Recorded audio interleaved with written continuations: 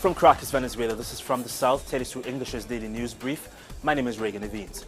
In Barbuda, the entire population of 180,000 residents have been evacuated.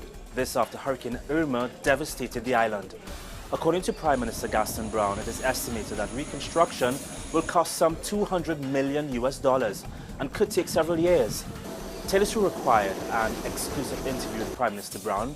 He thanked Venezuelan President Nicolas Maduro for his timely intervention during the hurricane.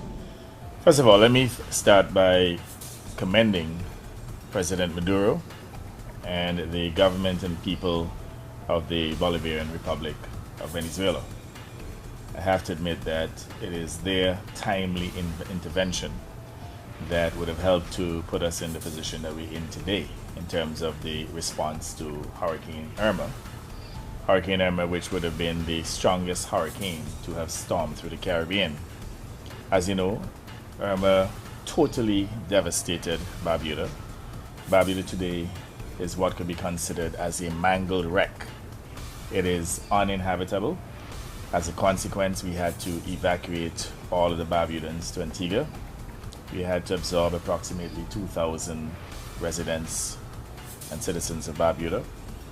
And if it wasn't for the availability of a military aircraft from Venezuela, we would not have been able to evacuate the Barbudan people before Jose would have passed. France's President Emmanuel Macron arrived on the Caribbean island of Guadeloupe earlier on Tuesday, promising to rebuild the French territories that were ravaged by Hurricane Irma. Macron spoke on the tarmac of the island's Pointe-à-Pitre International Airport, where he denounced criticism that France was not prepared for a more rapid emergency disaster response. The president promised fast reconstruction of the Caribbean islands of Saint-Martin and Saint-Barthélemy. It will have all my support, and I will brush aside all the normal methods and procedures so that work takes place as quickly as possible and satisfies the legitimate requirements of the population. We will do it fast, we will do it well, and we will do it better. The St. Martin that will be reborn after this hurricane should have durable buildings that address the seismic and environmental challenges. As nearly 3 million people in Mexico struggle with the aftermath of last week's devastating 8.2 magnitude earthquake, impatience is growing in poverty-stricken communities. But instead of waiting for federal assistance that may never arrive, residents in the country's southern Oaxaca state are organizing to assist each other. Among these groups is a brigade of nearly 50 migrants from Honduras, El Salvador, Nicaragua and Guatemala who are offering their unconditional support to communities in Oaxaca. We are hearing one voice from the mass media, but the reality is that independent organizations are the ones supporting the people here. This is the reality that we on the ground can see, that we can hear, and that we can feel in our hands.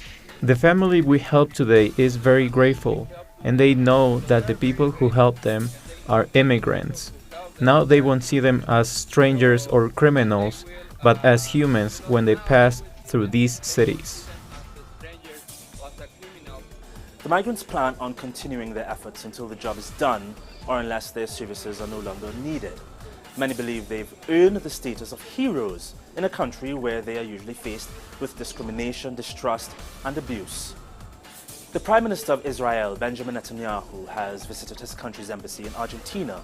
Amid criticism, the President of Argentina, Mauricio Macri, welcomed Netanyahu, who began his 10-day Latin American tour in Argentina to be followed by stops in Colombia and Mexico before heading to New York, where he'll be addressing the United Nations General Assembly.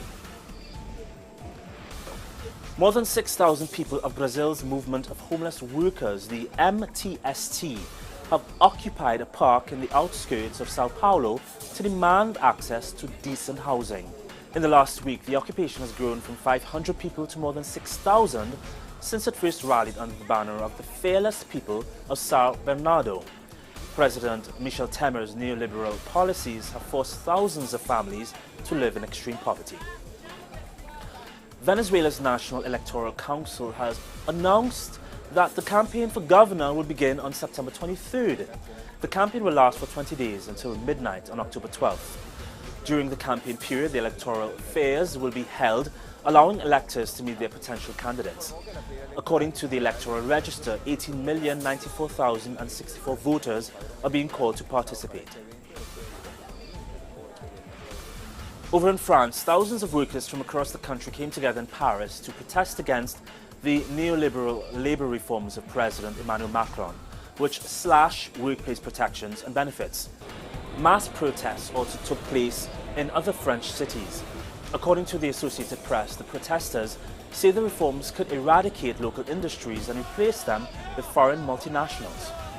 Rohingya refugees in Bangladesh say they are running out of food and that no aid was coming. This comes as conditions at the camps on the border of Myanmar continue to worsen. Some 125,000 Rohingya Muslims have fled to Bangladesh from Myanmar's Rakhine state since violence intensified there on August 25th. Tropical depression Marina has killed at least 3 people in the Philippines. The storm dumped heavy rain on the country's capital and other provinces, causing major flooding and landslides.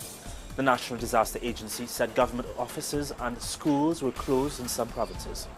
We end our broadcast with a story from the United States where a street vendor's money is taken away by a police officer. Now, the act was caught on camera and is causing an uproar on social media after the officer can be seen taking money directly from the vendor's wallet. To get the full story, you can visit our website, telesurtv.net/English. And of course, feel free to join us on social media, Instagram, Facebook, and on Twitter for updates on the day's top stories. That's it from us today for TeleSUR English.